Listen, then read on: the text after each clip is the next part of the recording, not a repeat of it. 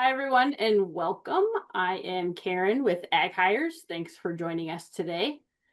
Before we dive in, I just have a few housekeeping items. We are recording this session, so I will send out that recording to you tomorrow. And if you have any questions, make sure you put it down in the Q&A box, and we will get to as many as we can at the end. As we move forward, I'm excited to introduce our speakers, Lori and Haidee. Lori Culler is the owner of AgHires, and Haidee Larson is a senior recruiter here for the past 2 years. Both of them grew up in agriculture. Lori on a potato and grain farm, and Haidee on a feedlot and cow-calf operation. Lori began her career in HR. She founded AgHires in 2014 to support ag employers in finding top talent. So with all that, I will hand it over to Lori and Haidee. Thank you, Karen. Thank you. Well, welcome everybody. When I was thinking about this topic even today, we're looking at how can we give you guys some techniques and tips to take away on better interviewing, deeper interviewing. And I always think about, have you ever had where you did interview someone for an entire hour only to leave that interview and realize you're not sure if they're a fit for the role? Or on the flip side, you've interviewed that candidate and you absolutely love that candidate just for them to back out of the process and you're left wondering, well, what was it? Was it me? And then lastly, probably the one I hear the most is that you actually did interview and hire a candidate only to be 30, 60 days into their employment, and all of a sudden you have to let them go or they've decided to quit. And that is very costly. Your invested time, your invested training, and you're left thinking, did I miss something in the interview? A lot of times hiring managers are struggling because they have not had formal training on interviewing candidates. Most hiring managers are left kind of just figuring it out or using some questions that they've used in the past or just some techniques that they've slowly acquired over time, but really no formal training on how to dig deeper and how to evaluate candidates. And if you talk to most of our hiring managers, the one area they have the most difficult time to assess is those soft skills and figuring out, will they have the performance that I think I want them to have for this particular role. Our goal today is for you to walk away with tips that you can immediately use in your interview process, as well as some deeper tips that you can use long term as you're perfecting your successful interviewing skills. A little bit about AgHires. Karen gave a little mention to us. At AgHires, we are leading ag talent and recruitment across the US and Canada across all roles. We are strong in agriculture, horticulture, and food production. We basically live and breathe ag talent in the market. We constantly think about this topic. Internally, we train every 2 weeks on perfecting our skills as recruiters. It is not something that is easily mastered, and that is why it is a struggle for hiring managers to really kind of figure out this whole interview game and feel like they have success with it. When our current offerings, we recruit across the U.S. We offer recruiting services. We also offer candidate sourcing services for our clients.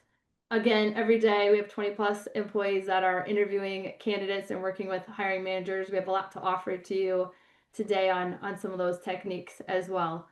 When you think about the candidate market, it is tight.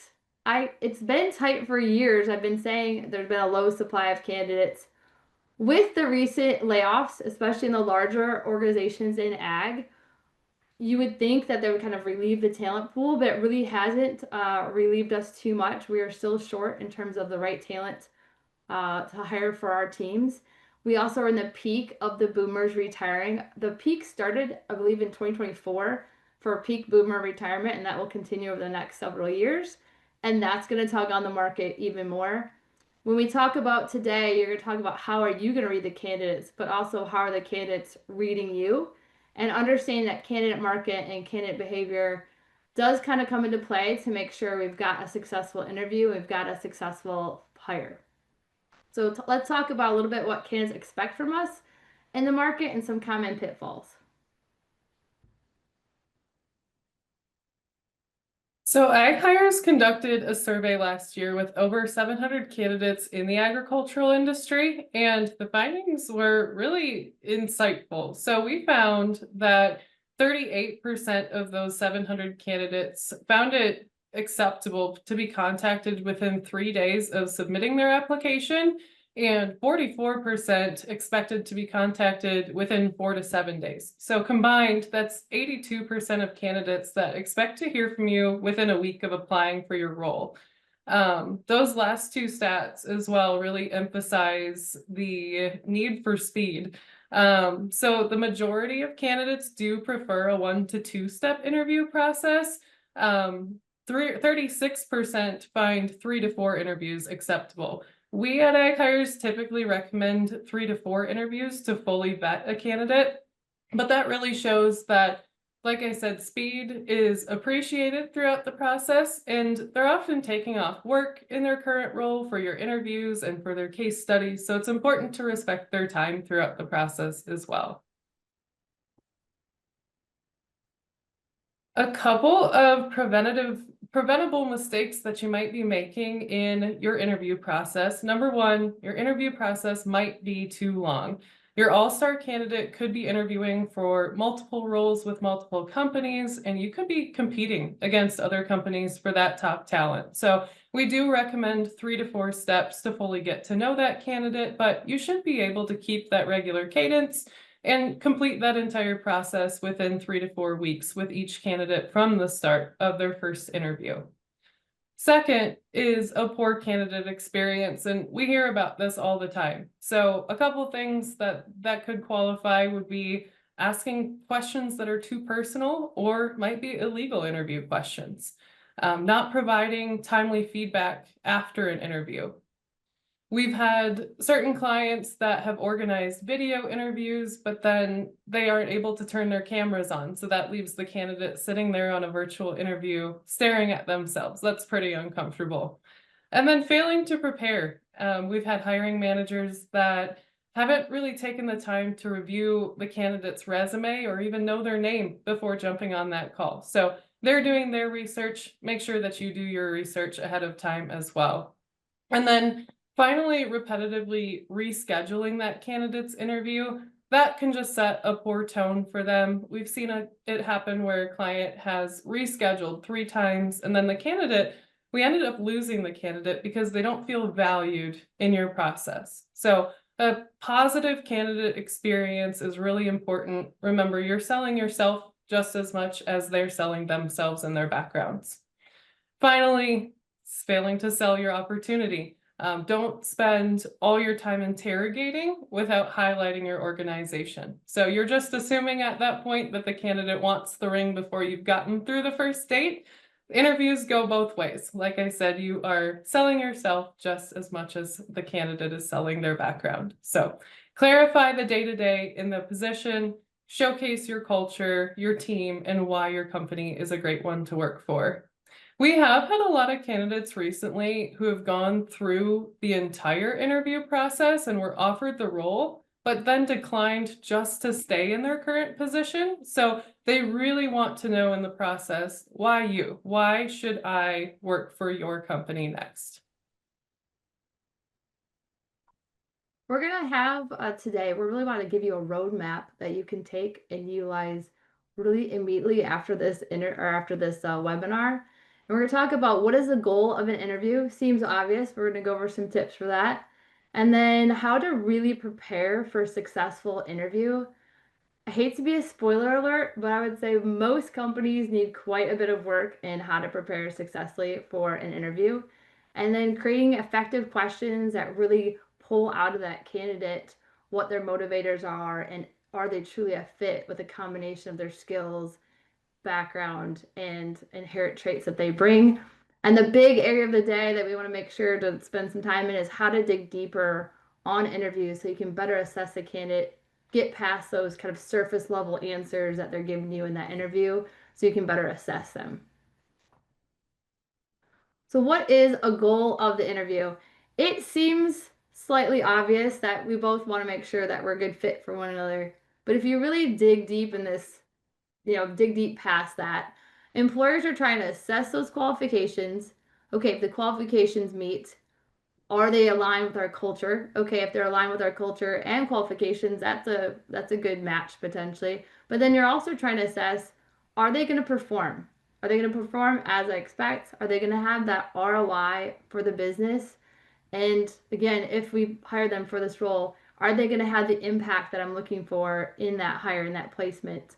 And on the candidate, we don't want to lose focus on the candidate's perspective. That candidate in this tight market has a lot of opportunities, and they're looking at you saying, am I going to like working there? Does this align with my career path? Does this align with what I enjoy doing? Am I going to be satisfied in the role? Do I see myself impacting the organization? They're going to be looking at you for that as well. Both parties, in order to decide, are we a fit for one another, we've got to get to a place that there's a lot of transparency and both sides are very authentic. Well, if we're going to be authentic and be transparent, the best way to do that is on the employer. If the employer can take the lead on this and make sure the candidate is comfortable. A comfortable candidate is one that's going to showcase who they are naturally. If you're guarded and serious and structured, guess what? They're going to have their guard up and they're going to be structured. And at the end of the day, you're really not going to figure out who they are as a person. And that is what we're looking to do. It is really on the employer side, it's on the hiring manager side to make sure that this interview is comfortable, but we're still digging deep while making them comfortable, and that allows you to really test the waters if we're a fit together.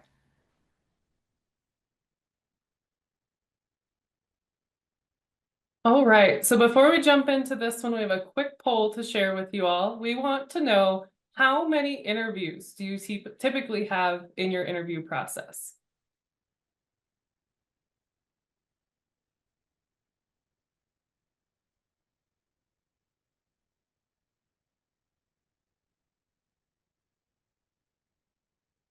Give it a few more seconds.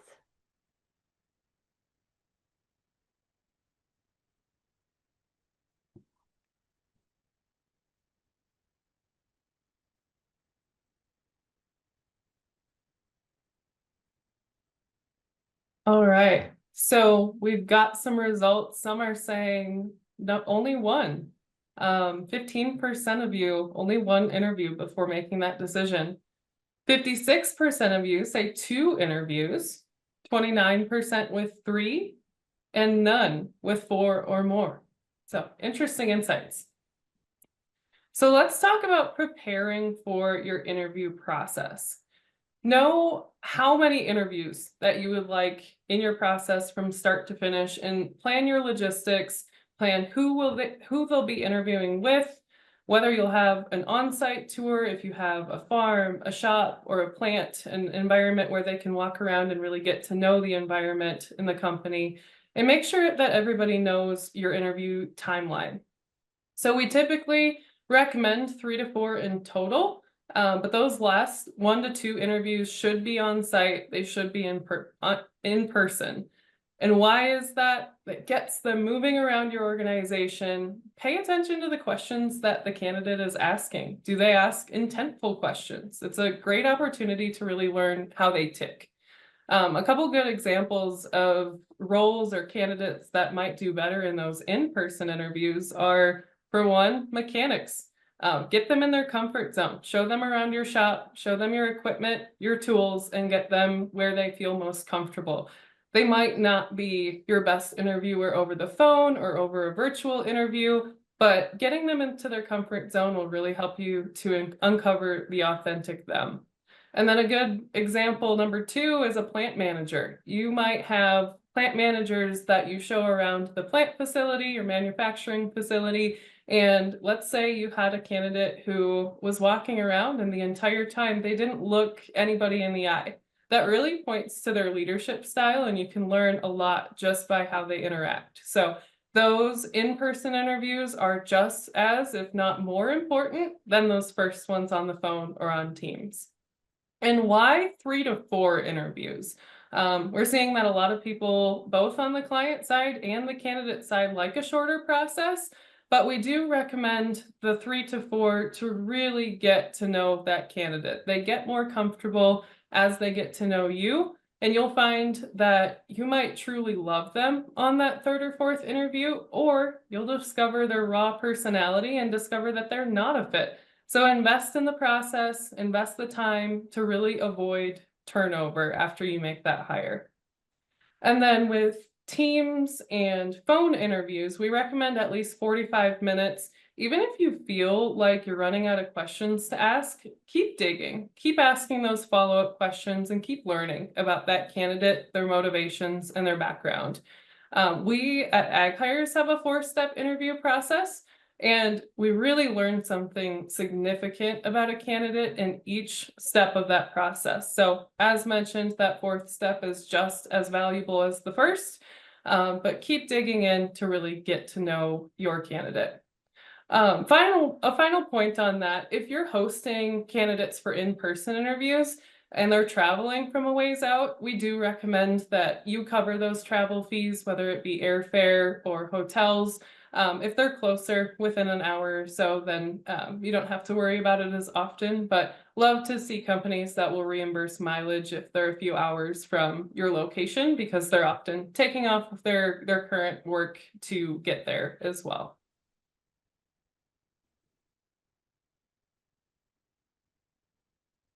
All right, and then choose your interview team. This is important. So determine who is going to be on that interviewing team and determine their objectives. So we typically recommend no more than 3 people per interview, just to keep it more intimate and comfortable. It's less intimidating for each candidate. Primary hiring managers should get a vote on that candidate, while other team members might just sit in for a cultural check. While they don't have the ability to necessarily veto, they can share their thoughts with the hiring team, with the primary hiring managers, and showcase whether they feel the candidate is a true fit for your team. Try not to leave that hiring manager out of the process. I know everybody's busy, but it's really important that you stay connected and that everybody's on the same page. So if the hiring manager isn't able to be on that first interview, avoid any disconnect by prepping the interviewer fully on the role and the ideal candidate for the role. Make sure that you are both looking for the same thing, and that everybody's in alignment. And make sure that the candidate comes out of each interview with the same overview of the role. We commonly hear feedback from candidates that they heard different expectations in different parts of the process. So just make sure that that's consistent and communicated clearly before each interview. With today's technology, you can always record interviews as well. This is really helpful, especially on Teams interviews, so that if somebody's not able to join, especially in these summer months when you've got a lot of holidays and vacations, it can be really helpful to keep the process moving, record that interview, and share that with the hiring manager to review later. And then, like I said, those non-decision makers who might just be checking off on the cultural fit, there's a few good ways to include them. You can host meet and greet lunches with them. They can be the ones that lead that property tour on your operation. And then really get to know the team on virtual interviews works well too. So setting up an interview where it's more the candidate asking the team questions about the culture and what it's like to work there and what they can expect in the role.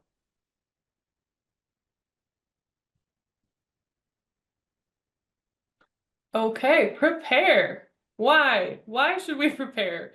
Remember, you're selling your company too, so the candidate has researched you by now, so make sure to do your due diligence and review their background too. Don't let the interview be the first time that you review the candidate's resume. You can really tailor your questions in the first interview to be very specific. For example, a gap that you notice that you want to dig into, a specific project that they led that you want to learn more about, or how many people they managed in a certain leadership role. You really have to review the resume ahead of time to prep your interview questions well. Create a brief agenda. So let them know at the beginning of the interview, I'll give you a brief overview of the role in the company. I'll answer any questions that you have about the role. We'll dive into your background. And lastly, we'll cover compensation and benefits. Sharing that agenda is so important because it gives them an idea of what to expect and also helps you to keep control of the conversation, so that certain questions, especially compensation and benefits questions, don't come too early in that conversation. Be ready to share your elevator pitch. It goes back to selling your company and your organization. Know your culture, know your strengths and your challenging areas. And remember, they want to know why you? Why should I come to work for you? And finally, if you don't take anything else from this webinar, this might be the most common mistake.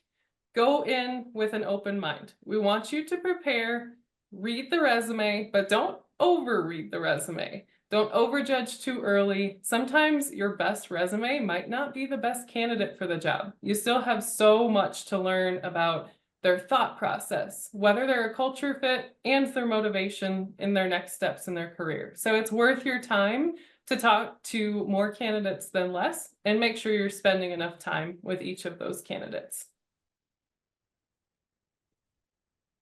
Perfect. Well, the last poll went so well. We have to throw one more. I was surprised when I saw most of you do 2 or less. I think only a third did 3 and none did 4. And again, as Haidee mentioned, we do 4, and there's quite a few people. I do enjoy interview 1 and 2, and it's actually their 3rd and 4th interview that knocks them out. So if only a third of you guys are interviewing 3 times, you might be hiring some people that if you just spent the extra interview, would have kind of knocked them out of the running, and that might save you some headache later. So in terms of interview questions, we're going to dive into creating interview questions, but how many questions do you ask? And I'm sure you maybe don't have them always written down, but roughly, what does your interview process look like? Do you have just a few questions? Do you have 10 plus questions? I'm curious to see, on average, how many questions you ask a candidate during a single interview. And we'll give you a couple seconds here to do that poll.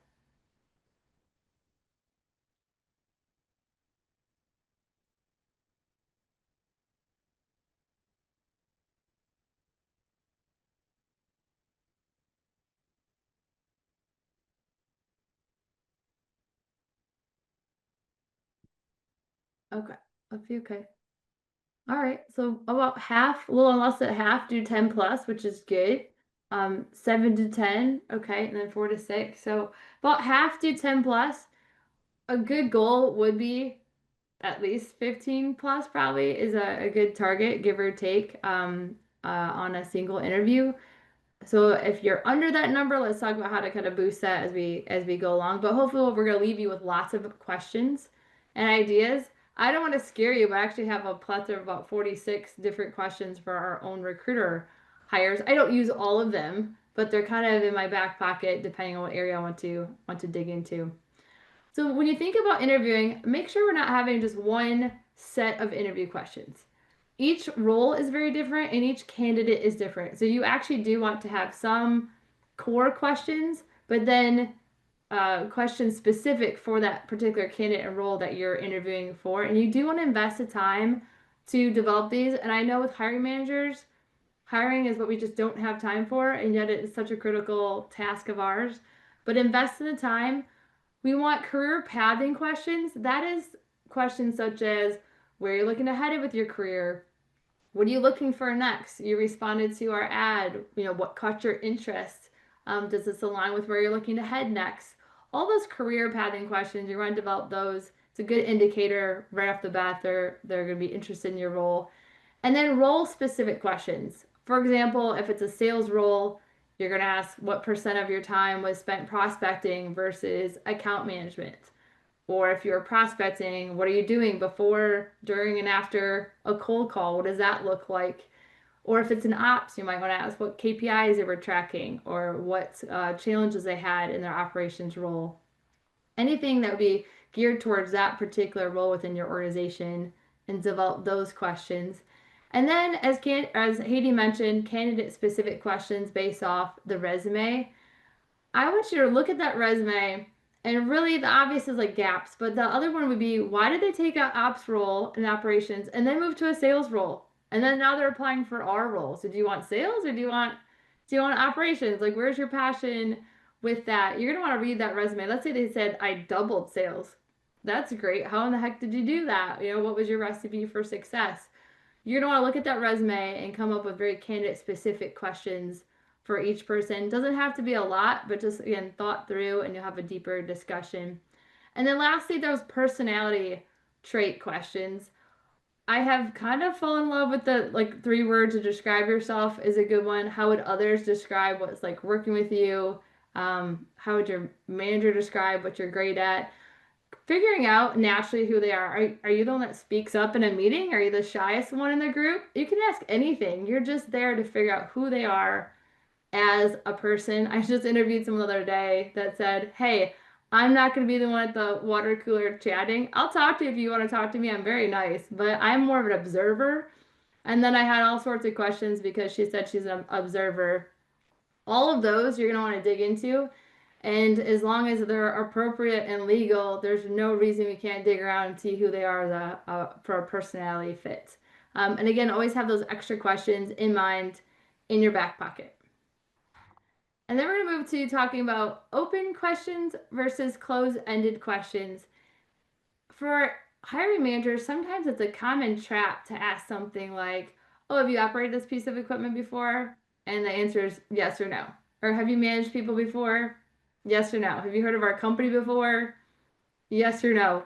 If you have a closed-ended question and there's really not a lot of opportunity for them to talk, you're going to want to spend that time transitioning to a different question that allows them to give more detail behind their answer. It could be as simple as, "What types of equipment have you operated?" And then with each of those types, can you let me know if you have high comfort level or just some basic understanding? Give me a sense of how much knowledge you have in that area. Sometimes we forget to ask, how deep is your knowledge? Everyone's got a little knowledge in a lot of areas, but how deep is your knowledge in that particular area? Or if you are curious on their management, you might ask scope. How many people did you manage? What did your daily interaction look like with those candidates? What did your weekly interaction look like? How did you hold them accountable? What kind of KPIs you guys measured together? Did you hire your team? Did you inherit your team? What did that look like? I mean, I could go on kind of probably all day on the open-ended questions, but you want to make sure you're formulating them for them to give answers. And then in a few slides from now, we're going to talk about how to dig deeper once they give you an answer to those open-ended questions. A few of my favorite questions. We will share my cheat sheet. And when you're building questions, don't go off of Google. Really, again, make sure that they're specific to what you have. It sounds simple, but what's your favorite and least favorite roles? If they only had one role, you could ask what their least favorite and least favorite parts of their aspect of that role. Why do I want to know that? I'm trying to figure them out as a person. If you've ever had someone that say was a mechanic and an operator, but they really just love wrenching, it's going to come out if you ask them this. And let's say your role is more operating equipment and not wrenching, then you're going to know, okay, they really don't have a passion in that area. So asking them those specific questions. Do they love to be a support person? And you say, what's your favorite, least favorite? And they're saying, gosh, I just really love to be behind the scenes. I'm very detailed. I'm very organized. And you were interviewing them for a sales position. That would open up a whole nother set of questions. I don't know, would they be good at sales? And you'd have to dig a little deeper there. So that's a very good indicator question of their motivations. Then what reasons for leaving one organization and going to another? It seems obvious, but a lot of candidates skip over telling you why, unless you're going to dig. They're going to say something like, "I left this role to join this organization." And they're really not going to say it unless you're going to ask what was the reason for leaving there. I'm not necessarily calling out that there's foul play, but I do want to know why. Did they leave because that they didn't care for the smaller organization? They wanted to go to a bigger organization, or they went from a bigger organization to a smaller organization, or they didn't like the role that they were in. They didn't like their manager that they reported to. All of those are indicators of, again, what do they like? What do they not like? What are they seeking?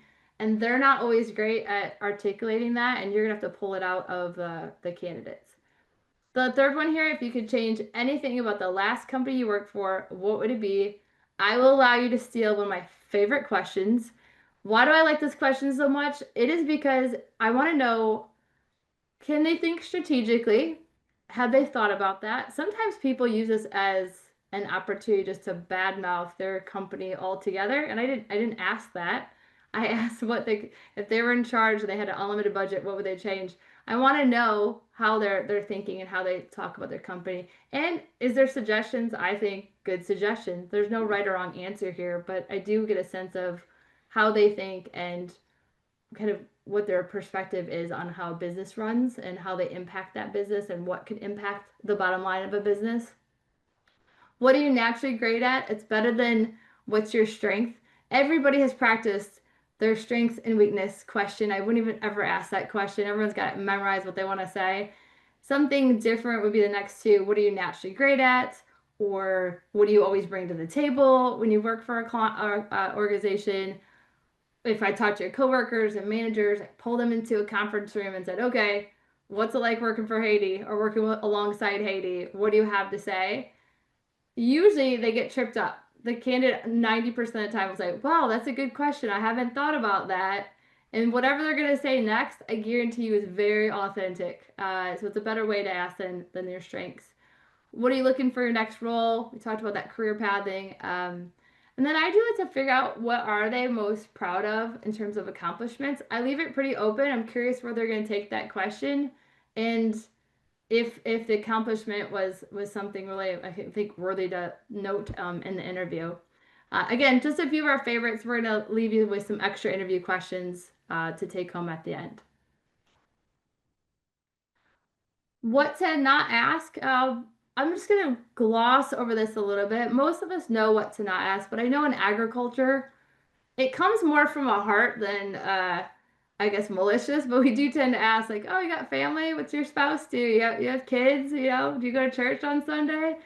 I get where it's coming from, but, technically illegal, no questions to ask in interviews. You're going to want to be careful on doing that. If they share with you, that's fine. Or if you say, we really value family here and we really value the balance of family, and they want to share, that's okay. But flat out asking, even if you're trying to make small talk conversation, I would avoid for your interviews. The other area that I think is a little harder to navigate is if you feel like they have limitations. It could be if you feel like they have, maybe they did share that they have family and you're concerned about their schedule limitations. Maybe you notice potentially disability, you think they have limitations there. Whatever it is, you want to avoid these questions, but there's nothing wrong with saying, this role requires you to work 6 days a week during peak season. Is that, any restrictions in your schedule for that? Or this one requires you to stand on your feet for 5 to 7 hours a day. Is there any restrictions or any inability to successfully do that portion of the role? You can say what the role requires and then have them respond if there's any, concerns and be able to execute that part of the role. Other than that, avoid asking direct questions on that. And the last thing is be careful in the salary. If you really want me to be raw and honest, back in the day, I used to ask, where are you at today with compensation? And what are you looking for? It was kind of my go-to thing back in the day. Now we've got several states that you are not to ask what their current salary is. It's not in every state, but it's in enough states that you want to start to be careful here. A great question is ask, what are you looking for in your next transition for a role? Or you can ask something like, what are you looking for in a similar role in terms of compensation for the role similar to ours that you're interviewing for? So instead of just being open-ended, kind of for this particular role you're interviewing, what would you be looking for? Both of those are okay questions to ask.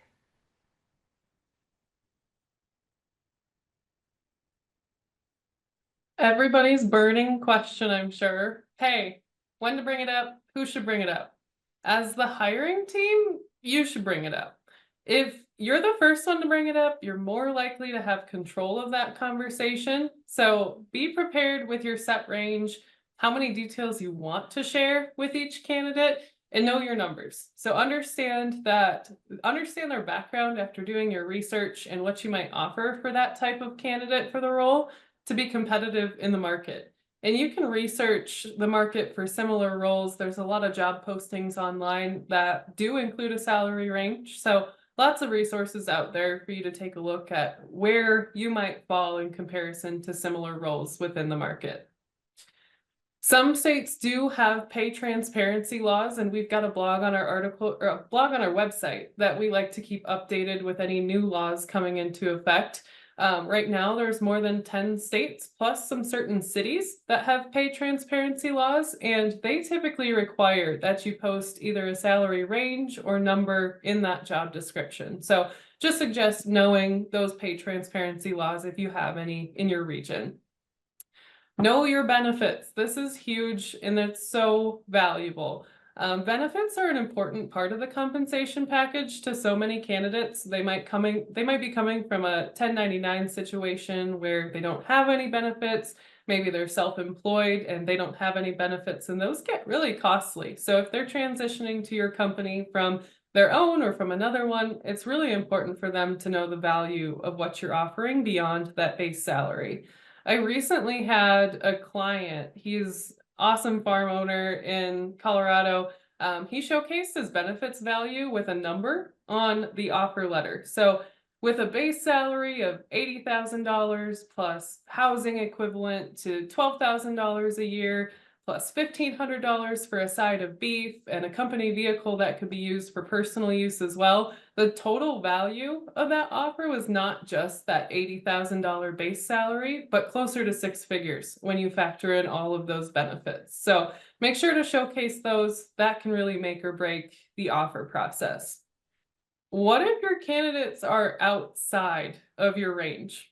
Tell them. I recommend just being transparent.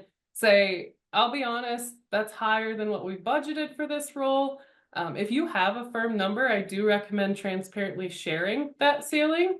And if you don't know, you can buy yourself some time by telling them that's higher than we were targeting, but let me reflect on this conversation and I'll get back to you by X day. So sometimes for the right opportunity and culture fit, a candidate will be a little bit flexible.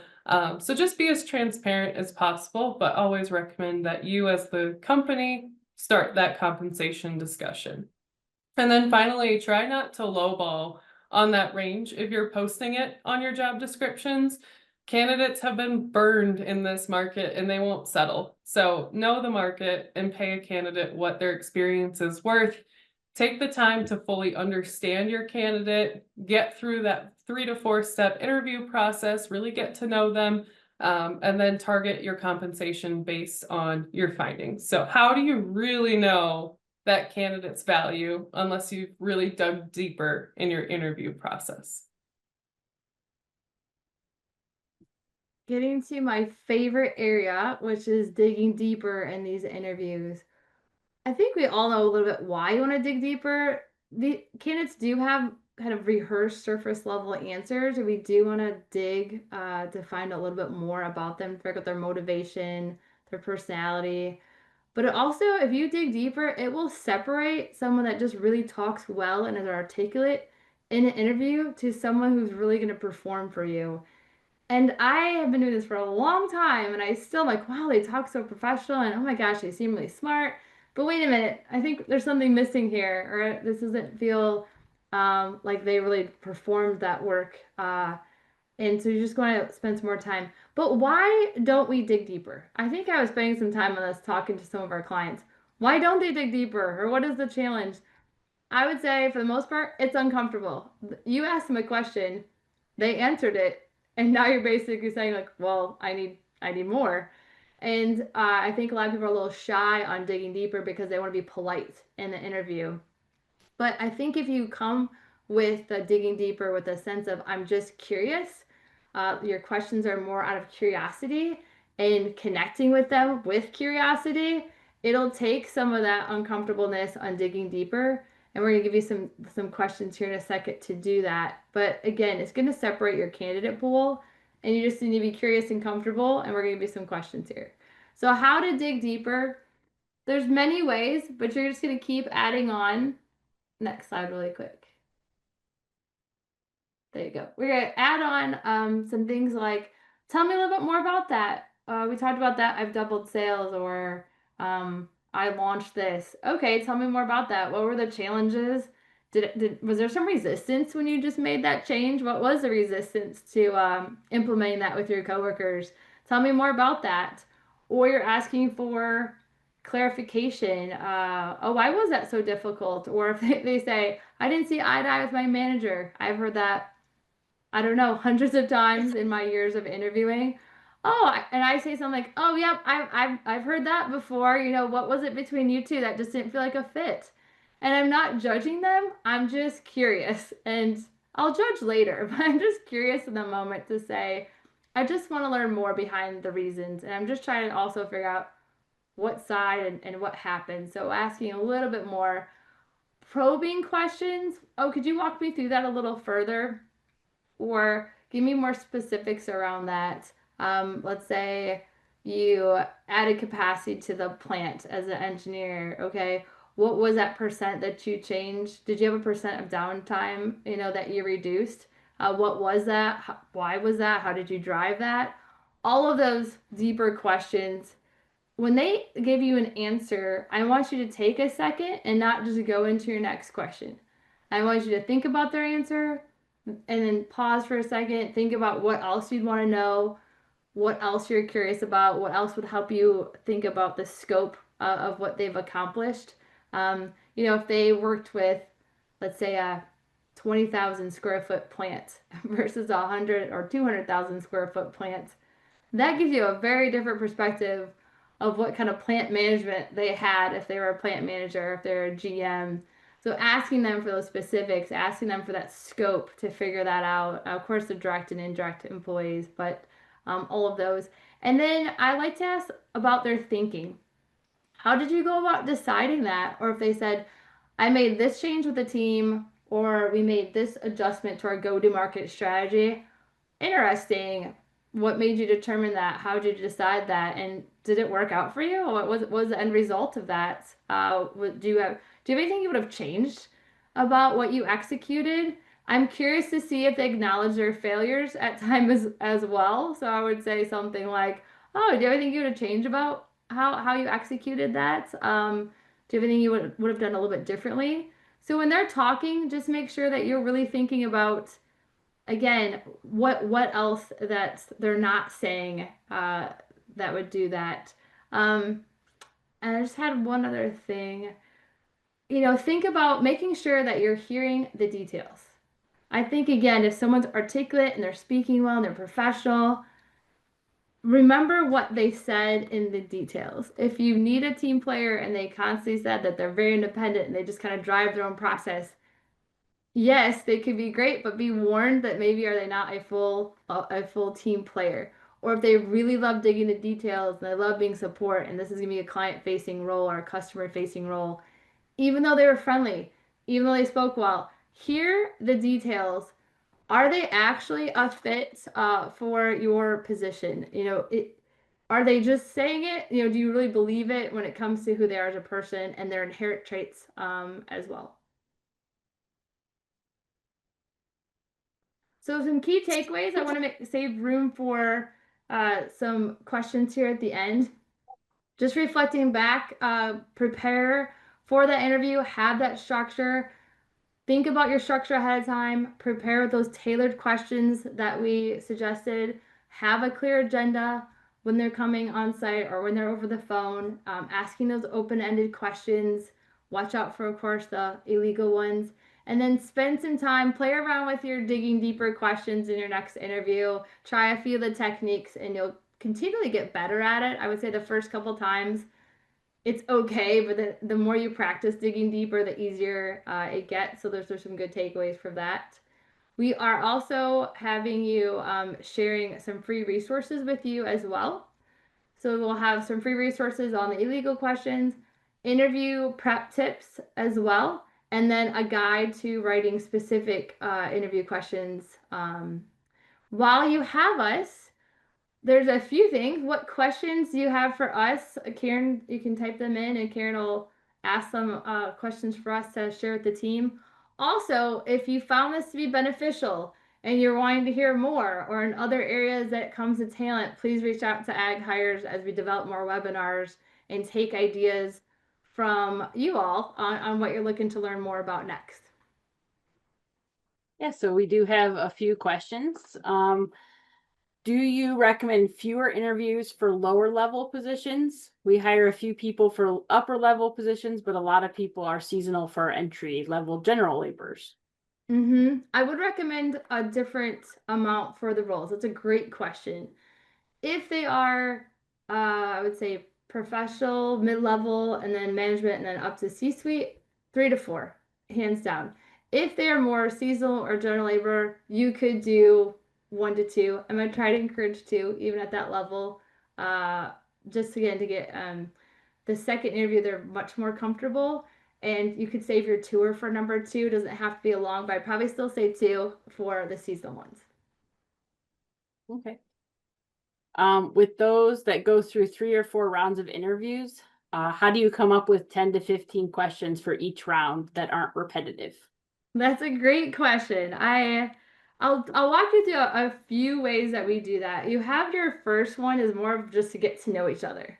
There's probably like 10 to 15 on that first one, and you're gonna get to know about their background and you're getting to know them as a person. And then round 2, you're gonna ask them, reflecting on round 1, what else do you have to ask for me? And then you're gonna dive deeper into certain areas that you want.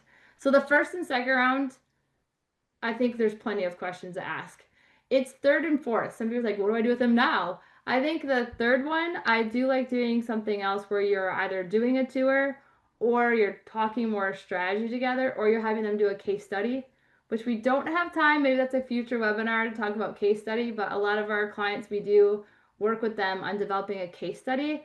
What that is we want to see that candidate in action. So we'll have them do a little mini homework before that third one, and they're talking it over that case study with you, and we're having more of a discussion together, and you can think about how their mind works, how do they prepare for it, and how deep were they on the case study as well. And that fourth one is usually I have like a culture check, one more check-in, ask a few more questions, and then I have them meet with several team members to do a culture vibe check. Okay. Do you have any tips for initial screening? On a phone screen? Initial phone screens, probably the biggest one I see missed is that they're really just not figuring out why they're interested in the role. So they're just jumping into the questions and they forgot to ask why they want that particular job. I want someone that's very interested in our particular role and they're attracted to what the role does and what the company stands for. I would say watch for that on the screen. I really need to know that why they were interested in the first place. And I do like to ask if they weren't applying to our role, what else are they applying to? Because that is also an indicator of what they want. So I would say initial screening, Haidee, you can jump in. Yes, you're going to have your normal questions. Just make sure you're also selling your company in that first one as well. Don't wait to sell your company in the second or third or fourth because you might not get them for the second one. So I would say don't forget to be very transparent on that first screening about the role, everything from schedule to expectations to the culture. Make sure you're doing that on your first one too. And Haidee, I don't know if you've got some add-ons to that. Yeah, we shared a few tips on that throughout the webinar today, but I really think that it's most helpful for me to have that brief agenda to share with the candidate on the first call because you can really control what you want to get within that short time frame. So share with them your quick agenda, let them know we'll start with your background or we'll start with an overview of our company and the role. We'll dive into your background. We'll wrap up with compensation. And I spend the most time digging into that resume and past experience on interview number 1. So don't just have them walk you through the roles that they've had, ask the why, figure out who, what, when, where, why. I keep asking those follow-up questions in the first interview, and then the future interviews can be more tailored depending. Okay, we have a kind of a background on this question. They had a situation where the hire seemed fully qualified. They had some setbacks after they were hired, after the interview process. He even had references, although they weren't previous his previous two employers. They want to know if you have any tips on navigating a situation like that. That is hard to navigate. Taking some of these tips to dig deeper would help. On the references, I always ask, I need someone that they have reported to. If they've managed, I need someone that's reported to them. And I'm not looking for any type of friends or personal references. I'm only looking for professional references of individuals they worked for. It could be a customer, but I always feel like they usually have generic answers on that. References are hard. Even to this day, even when we do them, it's hard. We come up with tailored questions for our references based off the candidate, so they're very specific. And I'm trying to figure out one more aspect of the candidate. But references still, yes, sometimes they indicate, but a lot of times they will not indicate as much. I'm curious, and I know we can't go back and forth. I'm curious, like how many times you interviewed or spent with them, but that'd be my tips: is change up the references a little bit. Make sure we're doing that 3 to 4 full interviews, maybe meeting some extra team members as well. And then anytime you want them to prove something, that case study would help with that. Not knowing the level of role that it was, have them do something, have them prove something, and that will help them kind of showcase that. Okay. Last question I have here. What are some signs during the interview that a candidate isn't being fully transparent? That's a good question. Haidee, I'll have you jump in first, and I'll add to it. Yes, the dance around the answer. They don't give you a straightforward answer, or when you're asking those questions, digging deeper. Why did you do that? How did you do that? How did your team respond to that change? They don't have straightforward answers for you. So that's pretty easy to pick up on the more questions that you're asking. So just be aware of what they're sharing with you in that interview. That would be my number one tip on that. And if something doesn't make sense, it doesn't make sense. I think there's a balance of like, how much gut do I use? But if you're digging deep, then I do want you to use your gut. What I don't want you to do is use your gut feel off the first 5 minutes and like, yeah, I know what this person is. I want you to dig deep and then also use your gut. If something doesn't smell right, like how would that even be possible? Usually it's not right, and you dig deep enough, you'll figure out something is off here. So they're too generic, like Haidee had mentioned. They skate around it, and the deeper you dig, you're gonna say this doesn't make sense. And in that case, then I just walk away because something doesn't smell right. And one more final thought on that. You'll have some candidates that answer questions with we accomplished this, we accomplished that, and they never say I. So if you're catching that in an interview, ask them. You mentioned we a few times. Was that you that led the project and you had a team with you? Did you have coworkers and you were all contributors on that project? Ask more about why they're saying we. So as you see those yellow flags, just ask more questions and continue to probe with curiosity. Perfect. Well, that's all the questions we have. So thank you both, and thanks for everyone for being here. If you have any more questions, we will be sending out a short survey where you can share any questions or any feedback, or we can even give suggestions on future topics. And also, don't forget, we'll send that recording out tomorrow, so keep an eye on your inbox. Thank you both, and thanks for everybody for joining.